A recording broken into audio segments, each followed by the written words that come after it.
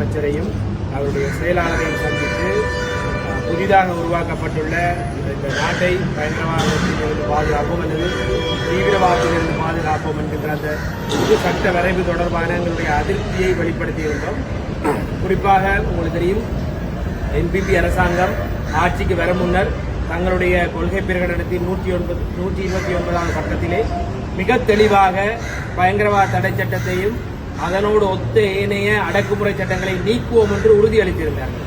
ஆனால் இன்று அதே மாதிரியான அதைவிட மோசமான அடக்குமுறைகளை கொண்ட இன்னும் ஒரு சட்டத்தை கொண்டு வருவதற்கு தயாராக இருக்கின்றார். பயங்கரவாத தடை சட்டத்தின் ஊடாக ஏற்கனவே பலர் பாதிக்கப்பட்டு இன்று வரை சிறையிலும் இருக்கின்றார்கள்.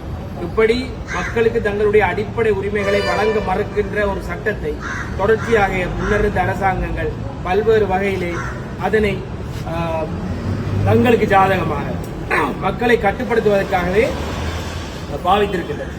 அதன் தொடர்ச்சியாக நீங்கள் பார்த்தீர்கள் என்றால் தற்பொழுது இந்த அரசாங்கமும் அரசாங்கத்தை பாதுகாத்துக் கொள்வதற்காக அரசுக்கு எதிராக இடம்பெறுகின்ற போராட்டங்களை தவிர்ப்பதற்காக இந்த சட்டத்தை பாவிக்க இருக்கின்றது. எனவே இது மக்களுக்கும் மனித உரிமைக்கும் முற்றுமுழுதாக எதிராக இருக்கின்றது என்பதை நாங்கள் தொடர்ச்சியாக வலியுறுத்துகின்றோம். இன்றைக்கு நீதியமைச்சருக்கும் அவருடைய செயலாளருக்கும் அதனை நாங்கள் தெளிவாக எடுத்து கூறியிருக்கின்றோம். இவர்கள் மக்களுக்கு உறுதியளித்தபடி பயங்கரவாத தடை சட்டத்தை கொண்டு வரக்கூடாது. அப்படி கொண்டு வருவதாக இருந்தால் கூட அதனை அவர்கள் மக்களுக்கு ஒரு வெள்ளை அறிக்கையின் மூலம் தெரியப்படுத்த வேண்டும் என்பதை முதலில் கேட்டுக்கொள்ள வேண்டும். அதில் இருக்கின்ற சாதக பாதகங்களை நாங்கள் அலசி ஆராய வேண்டும். அது நிச்சயமாக பொதுமக்களுக்கு பெரும் பாதிப்பை ஏற்படுத்தும் என்பதை நாங்கள் கண்ணூடாக காண்கிறோம்.